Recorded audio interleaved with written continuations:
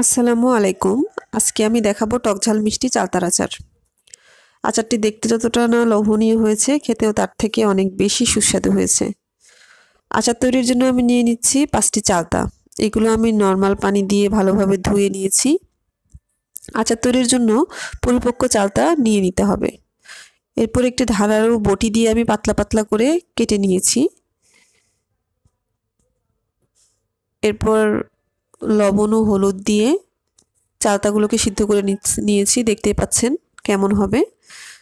চালতাগুলোকে থেতলিয়ে নিতে হবে, এতে করে মশলা ভালোভাবে প্রবেশ করবে আচারের মধ্যে। আচার তৈরির জন্য নিয়ে নিতে হবে এলাচ, দারচিনি, শুকনো মরিচ, জিরা। জিরা ভালোভাবে ভেজে নিচ্ছি, ভেজে গুঁড়া করে নিব। এরপর সব মশলা আমি গুঁড়া করে নিয়েছি। আরও নিয়েছি চিনি ও রসুন। একটি কড়াই গরম করে নিয়েছি, সেখানে দিয়ে দিচ্ছি সরিষার তেল। সরিষার তেল গরম হয়ে এলে দিয়ে দিচ্ছি জিরা ফোড়ন, এলাচ, তেজপাতা, শুকনো মরিচ। এরপর আমি আপনাদের সুবিধার্থে মশলাগুলো আরও একবার দেখিয়ে দিচ্ছি। এখান থেকে আমি রসুন কুচি নিয়ে নিচ্ছি।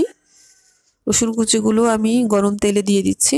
এটা আমি ভেজে নিব বাদামি কালার না আসা পর্যন্ত। আস্তে আস্তে ভাজতে হবে যাতে কোনোভাবেই রসুন পুড়ে না যায়।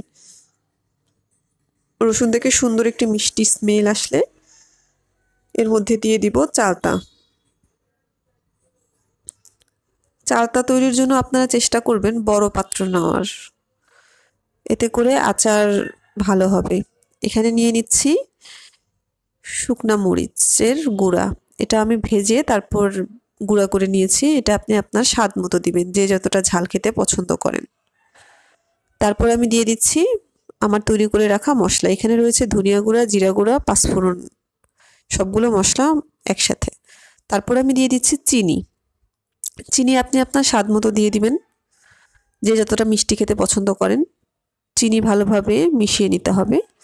চুলা লো ফ্লেমে রেখে চিনি মিশিয়ে নিতে হবে, যাতে আচারের ভিতরে ভালোভাবে চিনি ঢুকে যেতে পারে।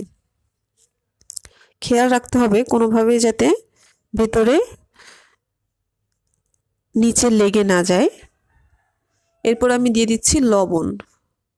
পরিমাণ মতো লবণ দিয়ে দিতে হবে। এখানে 5টি চালতার জন্য 2 চা চামচ লবণ দিয়ে দিয়েছি। লবণ আচারের সাথে ভালোভাবে মিশিয়ে নিতে হবে আর অনবরত নেড়ে যেতে হবে আচারের একটি সুন্দর কালার না আসা পর্যন্ত। চুলা লো ফ্লেমে রেখে আস্তে আস্তে নাড়তে হবে। এবং এরপর আমি অবশিষ্ট মশলা দিয়ে দিচ্ছি। এতে করে আচারের স্মেল অনেক সুন্দর আসবে। আমি ভালোভাবে নাড়িয়ে দিচ্ছি যাতে এক জায়গায় মশলাগুলো দলা পাকিয়ে না থাকে। এতে করে আচার থেকে যেমন সুন্দর স্মেল আসবে, দেখতেও অনেক সুন্দর হবে। আমি ভালোভাবে নাড়িয়ে নিচ্ছি। ধন্যবাদ।